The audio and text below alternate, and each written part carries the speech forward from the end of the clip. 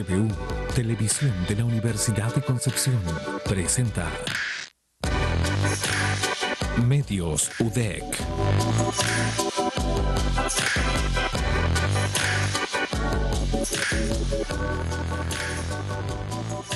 Buenas noches, bienvenidos y bienvenidas a un nuevo capítulo de Medios UDEC, el programa donde confluyen los medios de comunicación de la Universidad de Concepción para analizar la semana en el contexto de pandemia y también con otras temáticas que nos interesa relevar desde TVU, el canal de televisión de la Universidad de Concepción. Voy a saludar de inmediato a mis compañeros y compañeras quienes van a estar en este primer bloque. Comienzo por el editor de noticias.udec.cl, Javier Cisternas. ¿Qué tal, Javier? ¿Cómo te va? Bienvenido.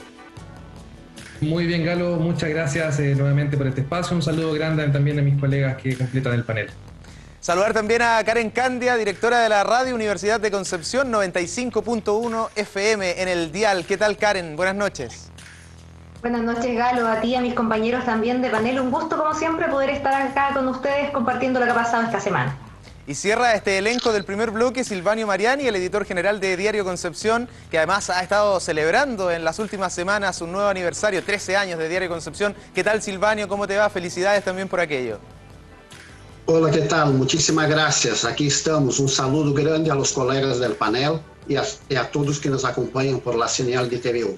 Cerrando el mes aniversario de la Universidad de Concepción, el aniversario también de Diario Concepción, pero cerrando también un mes que ha estado marcado por las elecciones, donde 6 de cada 10 chilenos no fueron a participar de los comicios para escoger a constituyentes, a gobernadores regionales, a alcaldes y a concejales, lo que ha sido una noticia que incluso ha llegado al plano internacional. ¿Qué es lo que ha pasado en los últimos años? ¿Por qué ha ido bajando la cantidad de personas que van a sufragar? Todo esto ha llevado a que nuevamente el voto obligatorio esté sobre la mesa y la Cámara ha hecho noticia esta semana, Javier, respecto a esta temática. Vamos de lleno a los temas que tenemos para analizar en el programa del día de hoy. Efectivamente, Galo, como tú lo mencionas, el miércoles, con una altísima votación y de forma transversal, la Cámara de Diputados aprobó un proyecto que nos permite volver al estado anterior, previo a la reforma, al actual carácter del voto, volver al voto obligatorio, como una respuesta, ¿no? A partir o a propósito de lo que se vive en la jornada doble del 15 y 16 de mayo. Recordemos que el voto antes en nuestro país era obligatorio. No obstante, uno luego de cumplir los 18 años tenía que asistir a los registros electorales para inscribirse y estar facultado para votar. Ahora todavía tenemos la duda respecto a cuál es el estatus al que se quiere apostar con el voto obligatorio, si es que nos vamos a inscribir automáticamente luego de cumplir 18 años, si es que va a haber una sanción pecuniaria en caso de no votar. Son cuestiones que todavía están en el aire. Lo que sí sabemos, Galo, es que esto es una respuesta al masazo que vive la clase política luego de la superelección del fin de semana. Tú lo mencionabas, ¿no? Hay algunas formas de leerlo, vota alrededor del 41% del padrón, hay un número que es golpea bastante más fuerte, que es de 8 millones de personas que no asisten a votar, baja la participación respecto a lo que fue el plebiscito del apruebo y rechazo de octubre del año pasado. Yo creo, y quizás para abrir la conversación y también para conocer qué es lo que piensan nuestros colegas que están aquí presentes, Galo, que esto es una respuesta que se queda corta, que es una reacción y que no estamos apuntando al fondo del asunto, Galo. O sea, si la gente no está votando, si la gente no está participando, si la ciudadanía no se interesa en los procesos electorales, no es únicamente porque el voto es voluntario y tengo la posibilidad de quedarme en casa. Es porque al parecer yo siento, la comunidad está sintiendo que no cambia su realidad, que hay una serie de cuestiones que asistir a votar cada cierto tiempo no están atendiendo. Entonces, yo creo que obviamente esto es una reacción, vamos a ver cómo va a seguir la discusión, pero desde ya tengo la sensación de que no estamos apuntando al lugar correcto y que nuestros políticos están actuando en base a un diagnóstico que es sumamente reduccionista. El récord de baja asistencia se produjo en el año 2016 en las municipales, con un 36% solamente de participación del padrón electoral. El actual Parlamento fue electo en 2017 con 48% de participación y en las presidenciales de 2017 hubo un 48% en primera vuelta y un 50% en el balotaje, donde resultó electo Sebastián Piñera. ¿Voto voluntario o voto obligatorio, Karen Candia? ¿Qué hacemos con esta situación? Hay muy poca representatividad, al parecer, en cada una de las elecciones que estamos llevando a cabo. Bueno, Galo, yo creo que de momento, al parecer, la única medida para poder avanzar en eso de una forma más rápida sería aceptar el voto obligatorio. Yo creo que tendríamos que volver inicialmente, todavía nos falta mucho en materia de formación cívica, tal vez para avanzar en un futuro nuevamente al voto voluntario, porque yo creo que en ese sentido, ya lo decía Javier, ya mencionabas tú también las cifras de cómo ha ido bajando y variando la participación. Yo me pregunto ahora qué nos esperamos, por ejemplo, para la segunda vuelta de gobernadores o gobernadoras que se viene ahora el próximo 13 de junio. Yo creo que realmente o lamentablemente la participación en esa segunda vuelta creo que va a ser bajísima. Y ciertamente situaciones como estas, de momento por lo menos, como te digo, deberían o podrían subsanarse con el voto, la vuelta al voto obligatorio, que es lo más prudente en este momento. Sí, quizás la vara había quedado muy alta, pero uno ve las cifras, Silvanio, y en el plebiscito, ¿cierto?, que era lo anterior a las elecciones de este mes, participó un 50,9% de la gente que podía hacerlo. Tampoco era una gran cifra. El tema es que, como mencionaba, veníamos de una baja que ya estaba siendo sostenida. ¿Cuál es tu opinión respecto al tema? Sí, interesante.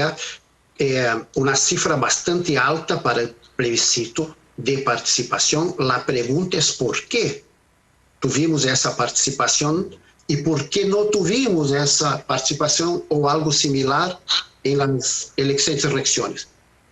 Si me apura, yo diría que la gente va a votar cuando siente que su voto tiene incidencia para cambiar su destino, para cambiar el país, para cambiar su ciudad, etc. Es decir, cuando yo tengo la percepción de que mi voto vale, yo voy a votar. El caso del plebiscito, me parece que fue un poco eso. La gente tenía plebiscito o no plebiscito, hacer una constitución o no hacer una constitución, y por lo tanto era muy sencillo, era definidor y decisivo en ese momento, y la gente fue a votar. Ahora, la última elección, quizás uno podría pensar que hay una desesperanza con los partidos tradicionales, con los políticos tradicionales, y la ciudadanía, una parte de la ciudadanía tiene la percepción de que es más de lo mismo y que por lo tanto, ¿para qué voy a votar si al final son siempre los mismos? Esa sería una posible explicación. Y quiero agregar algo a lo que comentaron los colegas: voto obligatorio o no voto obligatorio.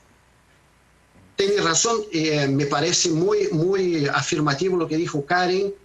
Hoy, para aumentar la participación, el voto obligatorio es una buena solución. Y de hecho, a partir del momento que el voto sea obligatorio, vamos a tener sobre un 90% de participación, porque es obligatorio. Por lo tanto, la gente tendrá que ir a votar. Claro, con excepciones, disculpa, de las personas mayores de 75 años, aquellos que tengan problemas de movilidad, hay algunos reparos también. Estamos hablando dentro del padrón, ¿cierto?, electoral. La pregunta es, ¿basta con el voto obligatorio? Y probablemente la respuesta es no. Sí, tenemos que probablemente regresar, volver al voto obligatorio con algo más. Por ejemplo, que la ciudadanía tenga posibilidad de ir a votar, que le den el permiso, que tenga transporte. De lo contrario, va a seguir lo mismo. Los que tienen mayores niveles de educación y recursos van a votar. Quien no tiene o que tiene dificultad para pagar la micro de ida y vuelta, probablemente va a pensar dos veces si va a votar o no. Sí, quiero citar a dos parlamentarios, uno el candidato presidencial del Frente Amplio y otro un parlamentario de Renovación Nacional, Gabriel Boric y Leonidas Romero. Dijeron lo siguiente, Javier, en el caso de Boric, que el mínimo exigible es el voto voluntario, pero que también hay que trabajar en la paridad y en la educación cívica. Por otro lado, Leonidas Romero, parlamentario además de nuestra zona, dijo que no es posible que autoridades sean electas con el 40% del 40% que fue a votar. ¿Estás de acuerdo con alguno de los dos, con ambos o con ninguno, Javier? Mira, tiendo eventualmente a estar más de acuerdo con el precandidato presidencial Boric por un tema de diagnóstico, ¿no? Y con el diputado Leonidas Romero no solamente tengo esa discrepancia, sino muchas otras, pero es un hecho que la gente está votando poco. No obstante, eso no le quita Pensemos en el caso de la Convención Constitucional, eso no le resta legitimidad a las 155 personas que van a escribir la nueva Constitución. Partir de esa premisa me parece que es sumamente equivocado. Sin embargo, a propósito de lo que tiene que ver con la educación y con una formación en torno a la actividad del voto, claro, yo estoy muy de acuerdo con los colegas, también soy partidario del voto obligatorio. Creo que tiene que tener algún tipo de bajada a la realidad, no solamente imponerle a la gente ir a votar. Tenemos que pensar qué pasa con el financiamiento de las campañas. Hay campañas que se pueden gastar 700 millones de pesos, como sucedió con la candidata a gobernadora por la región metropolitana, Catalina Parot, que finalmente llega cuarta. Ya hay campañas a pulso que se armaron con 150, 200 lucas y llegaron con una persona electa. Entonces, ¿cómo se soluciona esa diferencia? ¿Qué pasa con el tema de los segundos, de la publicidad, de la franja? ¿Qué es lo que sucede con una ley electoral integral que tiene que también ser ajustada? No es solamente votar. Y si es por también, Galo, de sacar conclusiones, yo creo que la mega elección del fin de semana nos tiene que dejar hartas conclusiones. Primero, siempre se habla de que las elecciones municipales son aquellas, como decía Silvaño, que responden más a los intereses de la comunidad porque la gente se siente más identificada con sus autoridades municipales. Votó poca gente en esa elección. También se dice que la oferta es poca. En el caso de los concejales, en el caso de los constituyentes, teníamos papeletas con más de 50 candidatos para todos los gustos, aún así vota poca gente. Se decía que la elección de convencionales constituyentes era la más importante de la historia desde el plebiscito. Todos lo repetimos, aún así votó el 40% del padrón. No es solamente el voto, es un tema integral. Hay un tema de una crisis de nuestra democracia que no se soluciona solamente con estas medidas parche. Yo creo que estaría bueno que nuestras autoridades lo entendieran y que antes de tomar una decisión hicieran el diagnóstico correcto y que también de pronto escuchen a las personas que saben. Si hace 10 años, hace 12 años cuando se discutía el voto voluntario, ya había evidencia de que bajaba la participación y que el voto se elitizaba. No obstante eso, se optó por el voto voluntario. Entonces, está bueno ya que a lo mejor nos tomemos un ratito para pensar bien qué es lo que está pasando y a partir de eso tomemos las decisiones correctas. Muy bien, les voy a proponer cambiar de tema mientras yo estoy acá tratando de pegarme el celular al brazo, pero no me ha resultado en todo este rato. Les quería pedir si podemos ir al pase de movilidad. Qué estupidez aquello. Ya vamos a tener también tiempo de comentarlo porque es algo sumamente serio lo que ha ocurrido esta semana con las vacunas, ¿cierto? Y con la gente que defiende esta idea de que algo nos están inyectando. Pase de movilidad, Karen, tremenda polémica con una semana de furia o día de furia también del ministro, con declaraciones polémicas y bueno, con la gente, ¿cierto?, que sigue sintiendo que hay más libertades a pesar de que los casos han aumentado. Hemos llegado esta semana también a la segunda cifra diaria más alta de lo que llevamos de pandemia, más de un año y 3 meses. Coméntanos respecto a esta temática que también ha sido noticia en la semana. Sí, es Galo, mira, para contextualizar en general y luego ya comenzar a conversar también este tema con los colegas, bueno, tenemos esta medida que se anuncia, el pase de movilidad, que ha generado muchas reacciones, diversas reacciones respecto de cuál sería finalmente su utilidad o no. Recordemos que como tú bien señalas, precisamente hoy tuvimos más de 700 casos, es la cifra más alta de las últimas 6 semanas, al menos acá en la región del Biobío. El tema que todavía tenemos una alta ocupación de las camas UCI también a nivel país, camas UTI también, y la pregunta que muchos se hacen, ¿era este el momento para un pase de movilidad cuando ya nos acercamos además al invierno? Sabemos que es una temporada en la que las enfermedades respiratorias aumentan, existen un montón de variables que indicarían que no es el momento más apropiado para sacar una medida como esta. Sin embargo, el gobierno opta por dar esta opción del pase de movilidad que sí, efectivamente tenemos que señalar, ha motivado ciertamente la vacunación de muchas personas. Lo vimos lunes, martes, varios centros de vacunatorios ya sin vacunas porque la gente salió precisamente mucho más motivada por este pase que nos daría, entre comillas, un par de libertades más precisamente para poder desplazarnos en comunas en cuarentena y en fase 2 también, pero que a la larga efectivamente no sabemos cuáles sean los efectos. Estamos recién ahora viendo los efectos de lo que pudo ser tal vez el Día de la Madre, lo que van a ser las elecciones, todos esos días vamos ahora en los próximos días recién a ver, ahora esto se suma tal vez este pase de movilidad.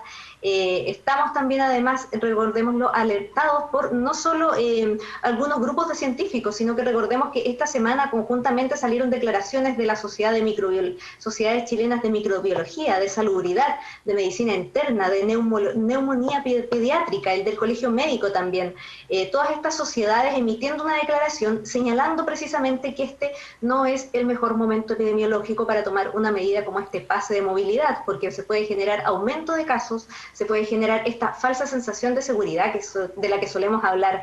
Y yo creo que aquí también el tema de fondo, que es algo que hemos mencionado varias veces en este programa, es la comunicación de riesgo. ¿Cuál es el mensaje que queremos enviar finalmente? O sea, nos quedamos en casa, podemos salir, hemos superado, hay que vacunarse, no vacunarse. Yo creo que todo este tipo de mensajes terminan a la larga, lo hemos repetido incansablemente, siendo señales confusas para la población. Yo creo que muchos efectivamente ahora sienten que esto puede darnos mayor seguridad y poder salir cuando no es así. Hay que recordar que si bien ya tenemos esta medida, se está aplicando el pase de movilidad, pero ahora hay que recordar que hay que mantener todas las otras restricciones, uso de mascarilla, la distancia física, el lavado frecuente de manos, etcétera, y eso eventualmente pudiera ir ayudándonos a sortear esta situación. Sin embargo, yo creo que efectivamente no era este el momento para un pase de movilidad. Sin embargo, la autoridad de todas formas así lo decretó y yo creo que van a seguir en las próximas semanas alzándose estas voces contradictorias en cuanto a que esta no era la mejor medida para ahora. Bueno, precisamente lo que dijo el ministro Enrique París, esto de que los adultos mayores ojalá salgan a las calles y abracen a sus nietos, es el discurso contradictorio que muchos han criticado, pero Javier, es como la eterna dicotomía, por decirlo de alguna manera, entre el ámbito económico y el ámbito sanitario. Acá las voces, ¿cierto?, que defienden esa materia que tiene que ver con el dinero, tiene que ver con la inversión, están muy favorables y muy contentos también con este pase de movilidad. El tema es lo que se puede generar también con aquello, muchas más personas contagiadas, muchas más personas fallecidas, tenemos problemas todavía en las UCI, ha cambiado el rango etario, pero sigue habiendo mucha gente que muere diariamente por COVID-19 en nuestro país. ¿Qué pasa también con ese aspecto, lo económico versus el ámbito sanitario, que desde el principio ha sido también materia de discusión? Parece que esa es la gran coyuntura, Galo, que termina movilizando las decisiones del Ejecutivo. Convengamos que también en estos días se conoció que la mesa asesora del Ministerio de Salud no tiene un estatus real y que muchas de las decisiones pasan por reuniones cerradas entre el Ministerio de Salud y la Presidencia, que sabemos también está preocupada y posee algunos criterios que priman, ¿no?, que terminan primando, que son de carácter económico, que tienen que ver con la productividad, con el empleo, que es sumamente importante, sobre todo también pensando en que hemos hecho otras críticas respecto a que mandamos a la gente en cuarentena, pero tenemos que mandarlas con dignidad, con la provisión suficiente para poder vivir y estar en sus casas. Ahora, Galo, respecto al pase de movilidad y de lo que comentaba Karen, ahí, claro, yo suelo estar muy de acuerdo, no creo que sea el momento correcto, pero también me da la sensación de que deberíamos ya estar más o menos adscritos o entender que hay una realidad, ¿no? Que con o sin pase de movilidad la gente se sigue moviendo. Con o sin pase de movilidad, la movilidad no baja, ¿no? Exista el pase o no, hay cuarentenas que en determinadas ciudades, poblaciones no son efectivas. Tú te vas del centro de Concepción un poquito más atrás de Carrera y no existe fiscalización. Tú te vas a las poblaciones aquí de la región del Biobío y la gente sigue haciendo su vida. Tú ves a niños jugando a la pelota en la calle, una señora que va al almacén en la mañana y después va en la tarde, no sacó 2 permisos en el día. Bueno, ahora tampoco no se puede. Hay una vida que se sigue haciendo más allá de los centros urbanos y nosotros estamos a veces, siento yo, muy en nuestra cámara de eco, muy en nuestra burbuja, pensando en lo que sucede en el centro, pero hay lugares donde la pandemia, estos últimos 14 meses, no ha llegado como tal, sigue azotando, sigue matando, sigue contagiando, pero no ha impactado en el día a día de las personas que tienen que salir a trabajar todos los días y que también se siguen movilizando eventualmente por una cuestión cultural. Hay un mensaje, Galo, y también estoy muy de acuerdo que no ha llegado. Hay una política comunicacional que también ha fallado, pero a estas alturas yo creo que hablar del pase sí, es la preocupación del momento, pero hay un tema de fondo, que es que la movilidad no baja. Entonces tú le puedes poner llave a Chile durante 2 semanas, va a bajar un poquito la cifra de contagio, pero después cuando volvamos la cachetada va a ser enorme y eso nos ha venido pasando durante el último año. Ahora, sin querer queriendo, o quizás con querer queriendo, ha generado todo esto del pase de movilidad un efecto positivo, que ha sido un boom de vacunación en los últimos días, ¿cierto? Particularmente de ese grupo etario que estaba más reacio a vacunarse, ¿cierto? Estamos ya vacunando a los 20añeros, los 30añeros también anduvieron no tan bien como los adultos mayores, pero que sí ha generado un efecto en aquello, eso es absolutamente cierto. ¿Cómo lo ves tú, Silvano? Sí, es un efecto positivo, pero es un veranito muy breve, porque sabemos que ese rango etario que está interesado y que se sintió motivado a vacunarse ahora, com o fim de obter o passe de mobilidade? Bueno, podemos pensar que vão a seguir em condutas de relajo, de aglomerações, e que mais tarde se vão a reflejar em los números de contágios que entrega el mensal todo el día.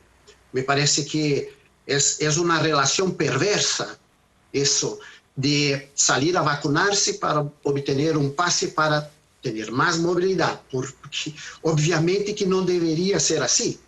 Esta semana traté de ir a un centro comercial de Concepción para comprar combustible para una estufa pellet.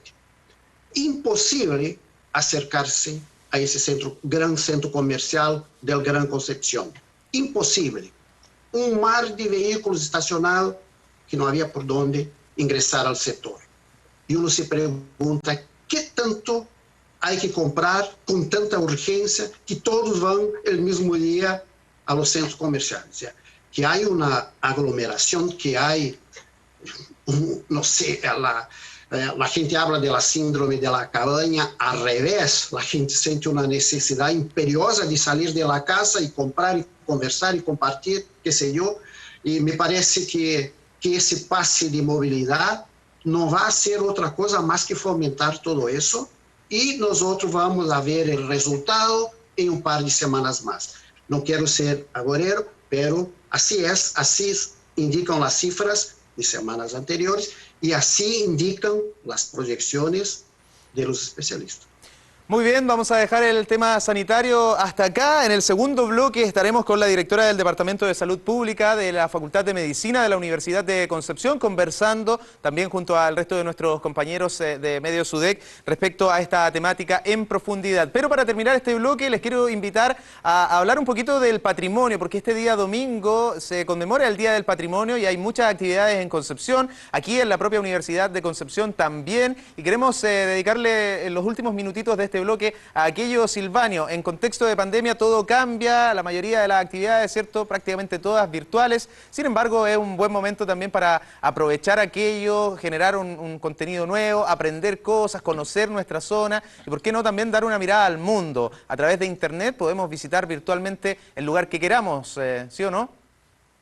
Así es. Hay una nutrida programación respecto por ejemplo, la Universidad de Concepción tiene una amplia programación a cargo de la Vicerrectoría de Vinculación con el Medio. Lo invito a la ciudadanía que ingrese a patrimonio.dec.cl para conocer toda la parrilla. Ahí están, por ejemplo, los 3 campos participan de esa programación de 3 días. Oye, mira, disculpa, podemos incluso, Silvanio, hacer el tour virtual de la Pinacoteca de la Universidad de Concepción, que está preparando una reapertura, ¿cierto?, a medida que vayan mejorando las cosas, pero de manera virtual podemos ingresar nosotros y poder disfrutar también de cada una de las pinturas, las colecciones que están alojadas en la Casa del Arte. Así es, un tour virtual por la Pinacoteca, también un recorrido por algunas facultades de los 3 campus. Campus Chillán, Los Ángeles y Campus Concepción, que recordemos es Monumento Nacional, un campus abierto, bellísimo, que es Monumento Nacional. Entonces hay que considerar y hay que reconocer ese trabajo. Además, domingo, por este canal, por Canal TVO, termina la programación propiamente tal, con un programa donde se reconoce el trabajo de las mujeres que construyeron la Universidad de Concepción, que aportaron en distintos ámbitos, artes plásticas, investigación, historia, filosofía, etcétera, etcétera. Eso es el domingo 30, si no me equivoco, a las 18 horas por el canal TVO.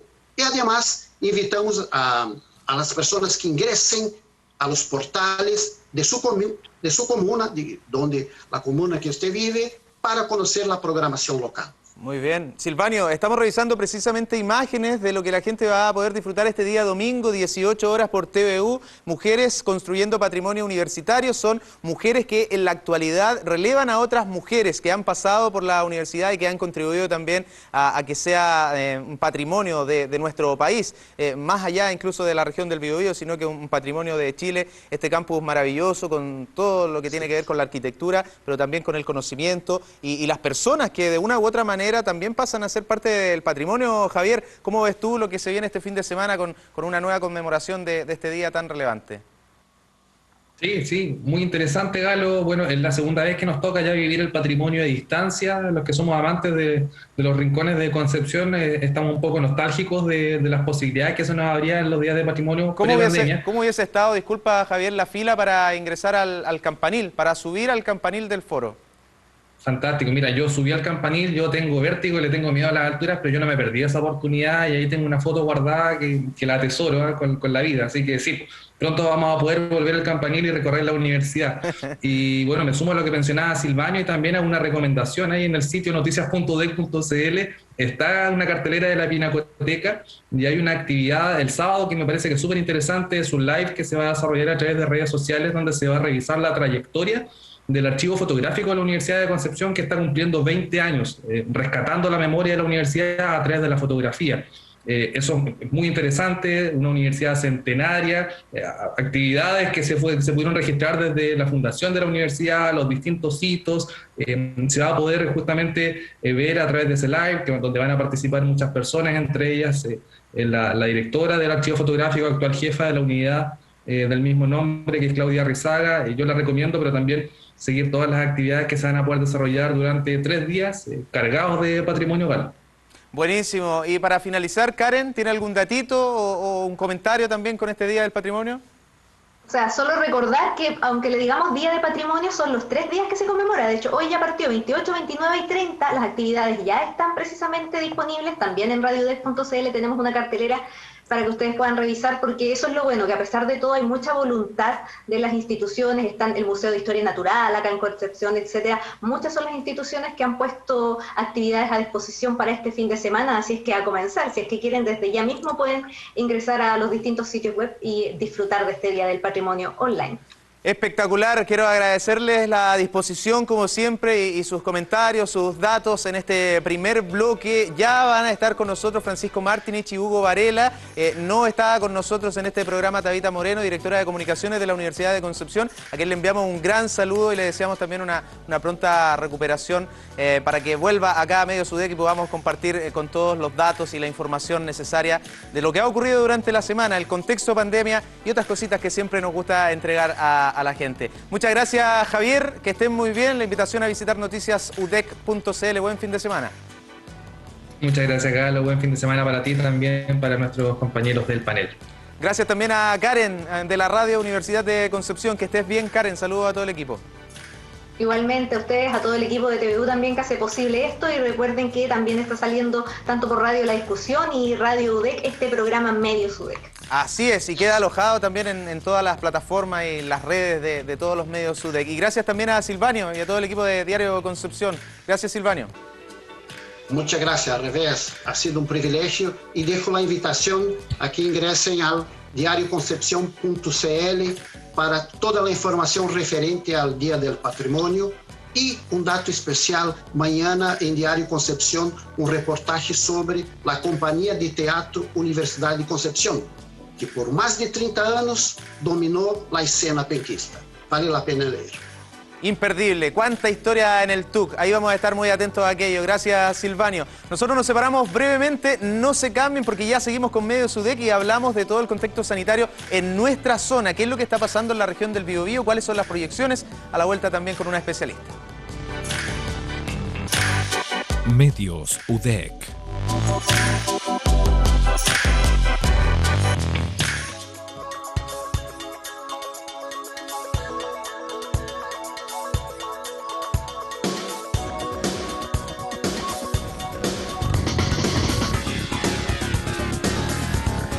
Vamos a conversar, me voy allá a comenzar. Larga fila en el servicio de puesto interno. La idea es poder, evidentemente, explicarle a la ciudadanía.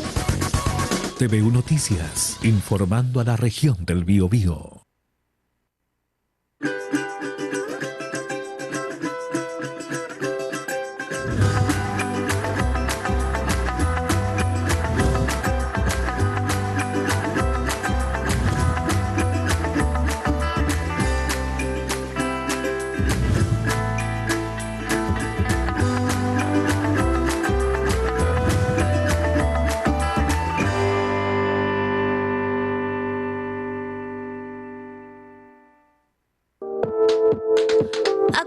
hora y en cualquier dispositivo. Las noticias de la región del Biobío, tvu.cl, el sitio web del canal de televisión de la Universidad de Concepción. Los temas destacados del día, el trabajo en terreno del Departamento de Prensa y todos los programas que emitimos en TVU. También tendrá acceso directo a todas nuestras redes sociales, Facebook, Twitter, Instagram y YouTube. Te invitamos a visitar tvu.cl y enterarte de las noticias de tu región. tvu.cl, el sitio web del canal de televisión de la Universidad de Concepción.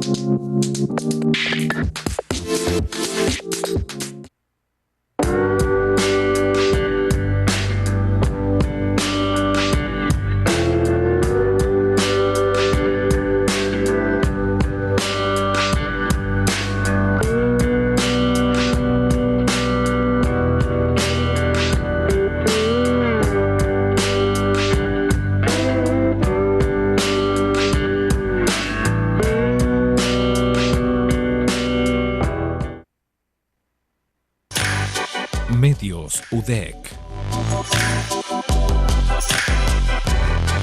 Estamos de regreso en Medios UDEC, el programa donde confluyen los medios de comunicación de la Universidad de Concepción. E ingresamos a este segundo bloque saludando primero a nuestra invitada. Ella es la directora del Departamento de Salud Pública de la Facultad de Medicina de la Universidad de Concepción y además es la nueva presidenta de la Sociedad Chilena de Salubridad, Xochisal. Paula de Orue está con nosotros. ¿Qué tal, Paula? ¿Cómo le va? Muchas gracias por aceptar la invitación de Medios UDEC. Vamos a estar de inmediato con Paula. ¿Puedo saludar mientras a nuestros colegas o no? Desde ya les quiero avisar que este programa va a quedar alojado en tvu.cl para que ustedes puedan compartirlo, para que lo puedan volver a revisar. Cada semana nos juntamos en este mismo horario a conversar respecto a las distintas informaciones, a todo lo que está pasando acá en nuestra zona y en el país. Voy a saludar mientras esperamos a la invitada, a nuestros compañeros de los medios UDEC. Está con nosotros Hugo Varela, director de prensa de TVU. ¿Qué tal, Hugo? ¿Cómo te va? Buenas noches. Hola Edgardo, ¿cómo estás? Gusto en saludarte a ti, también a la invitada que nos acompaña y a Pancho Martinich desde la gloriosa región de Ñuble. ¿Cómo estás, Pancho? Hola, buenas noches, Paula. Buenas noches. Saludos a todas y todas la audiencia. Gracias por acompañarnos, Francisco Martinich, el director de la radio y el diario La Discusión allá en Chillán. Y ahora sí está con nosotros Paula de Orue, les decía, directora del Departamento de Salud Pública de Medicina de la Universidad de Concepción y además la nueva presidenta de la Sociedad Chilena de Salubridad. Paula, gracias por estar con nosotros. No, gracias a ustedes por la invitación. Para mí es un placer estar con ustedes. Muy bien, vamos a revisar la siguiente cuña. Es una declaración del ministro Enrique París, la hizo esta semana. Queremos dar pie con ella a la conversación de este segundo bloque en Medios UDEC. Y damos una luz de esperanza a todos los adultos mayores que estuvieron encerrados por tanto tiempo. Se pueden ahora abrazar con su familia, visitar a sus hijos, a sus nietos. A ellos les pido que nos apoyen y que nos den fuerza. A ellos, a los adultos mayores, que fueron castigados a lo mejor por nosotros mismos, por ser demasiado estrictos con ellos, pero ahora que ya tienen su vacuna, disfruten de la vida, abracen a sus nietos, vuelvan a sentirse felices, salgan a la calle, salgan a los parques, porque se lo merecen. ¿Pero ustedes me escuchan? Abracen a sus nietos, te escuchamos perfecto, Paula. Abracen a sus nietos, salgan a la calle. Algunas de las frases que deja esta locución del ministro Enrique París. Quiero partir por aquello, Paula. ¿Qué te parece lo que ocurrió esta semana y en puntual esa declaración del ministro de Salud de nuestro país? Bueno, a ver, por un lado uno entiende un poco los contextos con respecto al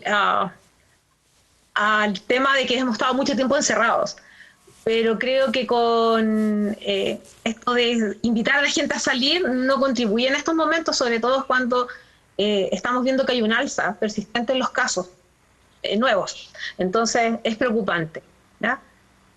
Sí, quiero darle la palabra también a Hugo. Francisco, por favor, compañeros. Sí, hola, ¿cómo están? Paula, bueno, felicitarla por su nombramiento, en buena hora que así sea. No solo el llamado o más bien el llamado que hizo el ministro se hace en un contexto donde el propio presidente de la República lanza este pase de movilidad. Después, durante la semana se hizo la bajada y el pase de movilidad se estrenó este miércoles. Yo no tengo cifras de cuánta gente más se ha movilizado en buen chileno en las calles, pero sí tengo cifras, sí tengo datos de que por lo menos este fin de semana estamos viendo en los terminales de buses, eso lo comprobamos en TVU con un par de despachos, aumento a lo menos en un 30-40% de gente que sale de la región. Vale decir, ya no es que solo aumente la movilidad dentro de la región, dentro de las comunas o de una comuna a otra, sino que va a haber movilidad de una región a otra. Eso ya está súper claro. En ese contexto, ¿qué le parece la decisión en este contexto del pase de movilidad, digamos? Bueno, nosotros como sociedad ya apoyamos al Colegio Médico cuando dijimos que nos parecía que era una buena idea el pase, pero que no era el momento de proponerlo, ¿ya? De usarlo. Y claro, estamos viendo que y otro motivo más que por el cual, no, al menos en lo personal, no queríamos, era porque siempre ha habido problemas con la fiscalización. Saber quiénes tienen el pase y quiénes no, digamos, o quiénes tenían los permisos antes y quiénes no los tenían. Entonces la gente se siente cuando le dicen salgamos y llevamos tanto tiempo encerrados, todos salimos y bueno, ¿y quién controla? Es poco probable el control y además que no hay medidas paralelas donde uno eduque fuertemente a la población sobre que no debe salir, que debe mantenerse cerrado y que esta libertad es solo para ayudarle en algunos trámites puntuales o ir a visitar a familiares en forma puntual. Pero no era, no es entre comillas, un chip libre, digamos, que a lo mejor se entiende un poco más, digamos, ¿no? Así que yo creo que ahí está lo que nos preocupa, digamos, y con este aumento de casos se ve complejo.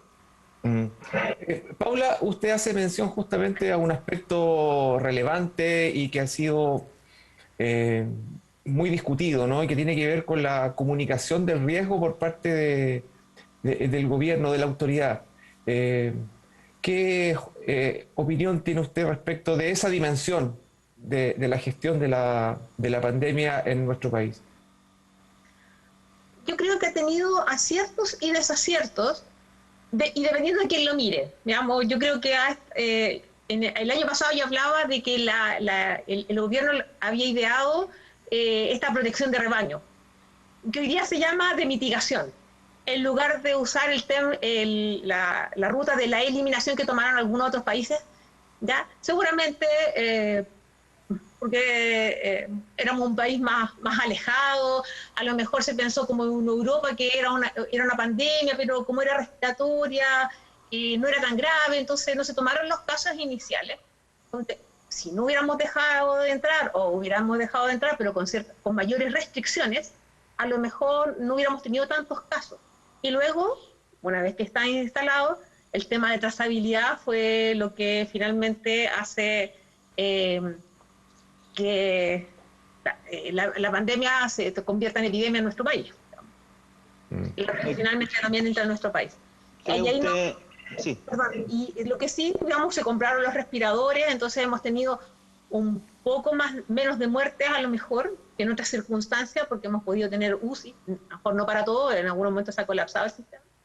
Entonces eso también fue algo, entre comillas, positivo, junto con la compra y la proyección de que íbamos a necesitar vacunas pronto. Y el gobierno tomó la decisión de comprar previamente o hacer acuerdos con las empresas que estaban en proceso de estudio de sus vacunas. Sí, estamos con un aumento evidente de casos a nivel nacional. Sí. Ya estamos en los 8.000, vamos pegando por los 9.000 casos. Aquí en la región del Biobío también estamos aumentando hoy día, no sé, 700. En Ñuble también, entiendo, están cerca de los 200 y en Ñuble hace rato que no tenían esa cantidad de cifras.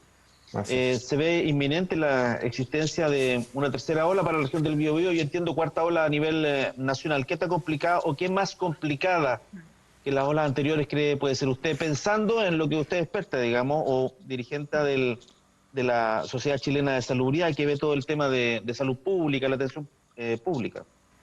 Claro. A ver, diría primero que la octava región nunca ha salido de la primera ola, estamos en un aumento sostenido, nunca hemos tenido ni segunda ni tercera ola, ¿ya? Todavía no hemos llegado al pic de nuestra ola. Hemos tenido pequeñas bajas, pero nunca hemos vuelto a casos, a tener 10, 15 casos, por lo tanto, nunca hemos salido de esta primera ola. Creo que ha sido como una tendencia sostenida en el tiempo, algunos hablaban incluso de que si uno lo ve más, le da la cifra, uno casi ve mesetas que van subiendo lentamente. Así que nosotros nos hemos comportado diferente a lo que se ha comportado la región metropolitana, por ejemplo, ¿verdad? Que ellos sí efectivamente han tenido ya 2 olas y podría ser esta, yo creo que no es la tercera, yo creo que es como también es la segunda que nunca bajó, bajó un poco, pero no a niveles voy a decir de normalidad o de esperable o incidencia alta con respecto a lo que pasó con la primera ola, ¿no?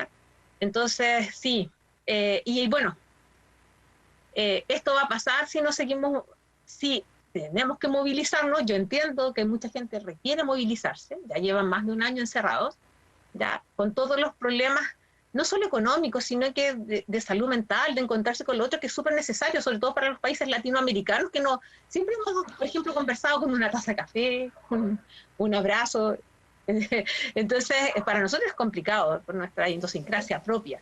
Entonces, claro, empiezan a ver esto, cuando se dice disminuir las medidas, no se explica nuevamente que igual no hemos salido, digamos, no ha sido claro, no es que no todos tenemos la convicción que efectivamente no estamos saliendo de la pandemia. De hecho, dicen, ya estamos vacunados. Los jóvenes que hoy día se vacunan solo van a estar inmunizados a mediados o a fines de julio. Tenemos todavía mucho que cuidarnos. Y ese es el mensaje que también, sí, Paula, ese es el mensaje que queremos transmitir. Vamos a mejorar la imagen que tenemos de Paula para poder seguir con esta entrevista. Hoy, tal como lo hemos estado comentando, bueno, cifra alta de casos en nuestro país, hay preocupación respecto a aquello. La segunda cifra más alta de la pandemia, bordeando los 9.000 casos. Hugo, quiero escucharte también respecto a aquello, a esta sensación de tranquilidad que mencionábamos con el pase. Lo señalábamos también en el primer bloque con Karen, Javier y Silvanio. Y lo reafirma Paula, quizás es una muy buena medida, pero no es el momento. Y ahí también han estado los problemas, los distintos momentos que se han escogido esta semana. El ministro también se molestó bastante, un día de furia, titularon algunos medios.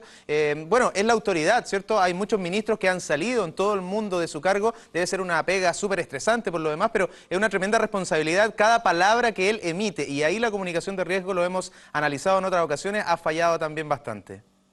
Yo creo que al ministro le falta, bueno, mira lo que voy a decir, yo creo que al ministro le falta revisar las proyecciones de COVID, porque ahí con bastante anticipación se anuncian, digamos, el alza de los casos, y yo creo que por eso se enojó, porque yo creo que se vio un poco sorprendido con esta cantidad de casos. Ellos están en Santiago con una positividad cercana al 14%, nosotros aquí en el Biobío estábamos con un 8, un 10%, igual complicándonos de a poco, pero una positividad de 14% es demasiado. Entonces evidentemente yo creo que le falta ahí, pecan en el tema de las proyecciones, le falta ahí hacer un análisis un poquito más fino antes de decir lo que se dice, porque la cuña que tiraron al principio del ministro, hoy aparece brutal, esa cuña es del principio de semana, pero hoy parece brutal, digamos, salgan a los parques, abrácense, es una locura en la condición en la que estamos hoy día. Y hay una sensación, Francisco Martínez, de que se está esperando que al gobierno le vaya mal. En el aspecto político quizás la salud no entra, aquí estamos hablando de la salud de las personas, la vida de las personas, hay compatriotas que siguen muriendo, entonces sacar cálculos políticos con todo esto, y más encima que lo diga el ministro o a veces el presidente como que sienten eso, quizás no corresponde tampoco. ¿Cómo lo ves tú, Francisco Martínez? Bueno, sí, me parece que es un tema de tal gravedad y trascendencia que no debería ser instrumentalizado políticamente. Yo creo que hay mucho estrés también en las autoridades, particularmente en el ministro. Pensemos que él asumió hace, menos de un año, pero efectivamente vemos que es una autoridad 24/7, gestionando una crisis que es altamente compleja. Y donde efectivamente, ya sea por responsabilidades propias en materia de comunicación o de sus equipos que no han previsto algunas situaciones, efectivamente se han expuesto ante la opinión pública con aseveraciones o con proyecciones que han sido poco aceptadas. Yo creo que la molestia del ministro, volviendo un poco a lo que tú citabas, a ese episodio esta semana, tiene que ver con eso, que se equivocó rotundamente respecto de algo que había firmado hace pocos días atrás solamente. Y creo que reconocer ese error creo que fue, bueno, un poco pesado y le jugó una mala pasada también ahí en la cita de prensa que tuvo con los periodistas. Bueno, seguimos con nuestra invitada, es Paula de Orue, directora del Departamento de Salud Pública de la Facultad de Medicina de la Universidad de Concepción. Hugo, sigamos nomás con nuestra invitada. Sí, creo que Pancho tenía ahí un tema...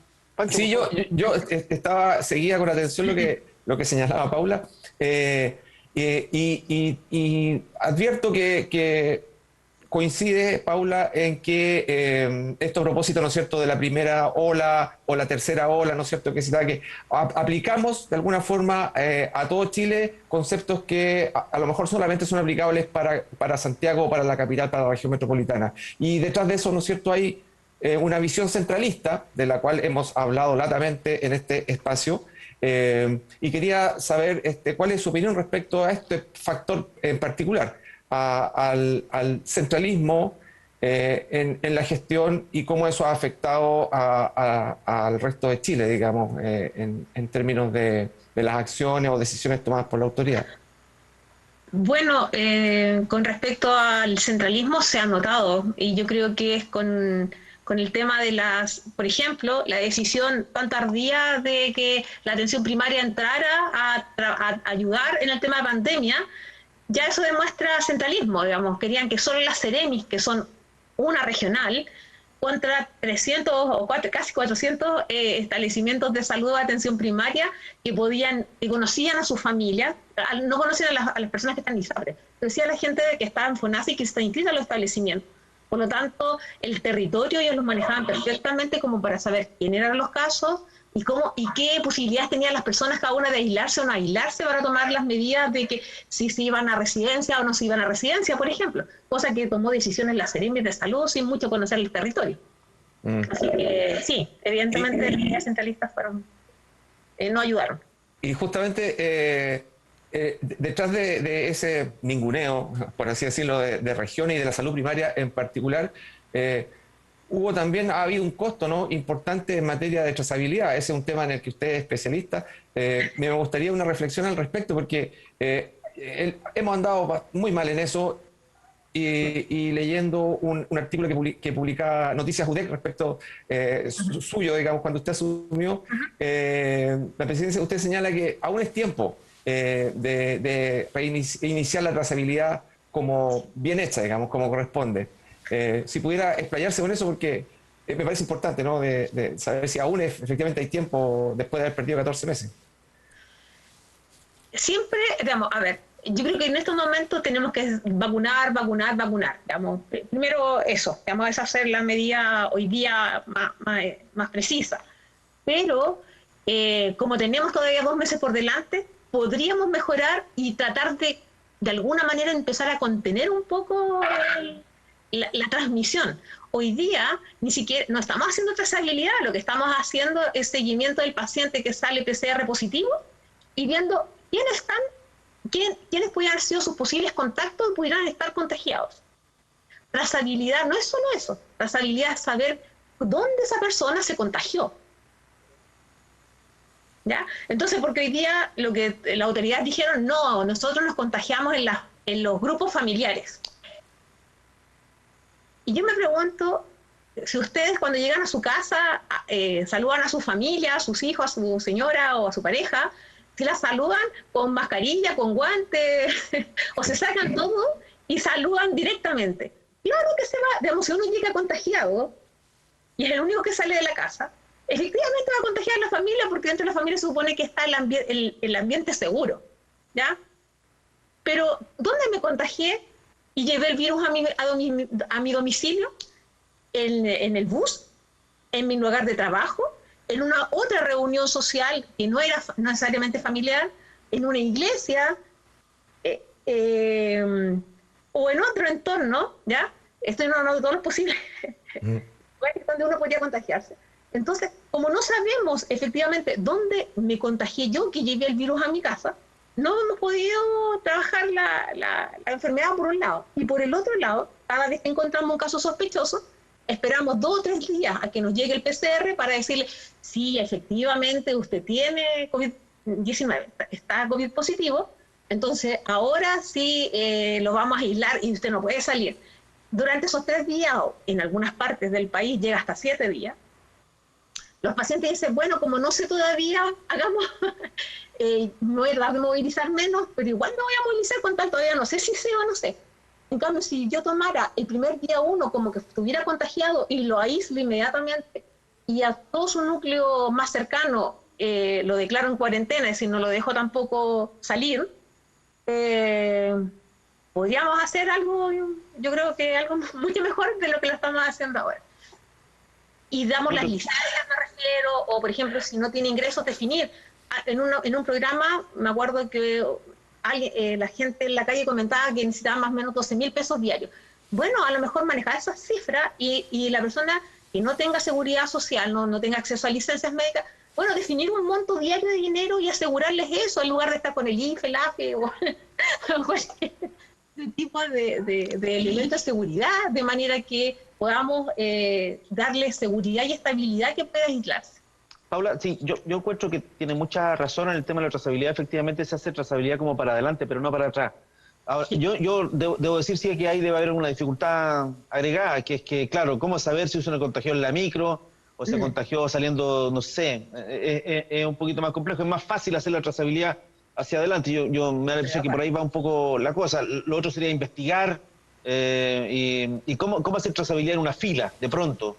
¿Quién estaba adelante? Uno no pregunta el nombre de la persona que está adelante, es más complejo, pero le encuentro mucha razón en ese punto. Ahora, quiero llevarlo un poquito más al tema de Sociedad Chilena de Salubridad. Ustedes contribuyen, digamos, al progreso de la salud pública, y le quiero preguntar por una circunstancia que ya sabemos está bien compleja, que es que a propósito de la pandemia no hemos volcado todo a coronavirus, todo el sistema de salud pública casi volcado a coronavirus, y tenemos una deuda de arrastre que hemos ido acumulando ya de hace un año y tanto, con otras patologías que no hemos tratado adecuadamente, y eso en algún minuto va a llegar. ¿Cómo el sistema va a dar cuenta de esa circunstancia con personas que van a llegar más complicadas con sus enfermedades, con funcionarios de la salud que van a estar, están hace ya muchísimo rato muy estresados? En fin, ¿cómo vamos a llegar a solucionar ese tema? ¿Cómo lo ven ustedes como Sociedad Chilena de la Salubridad?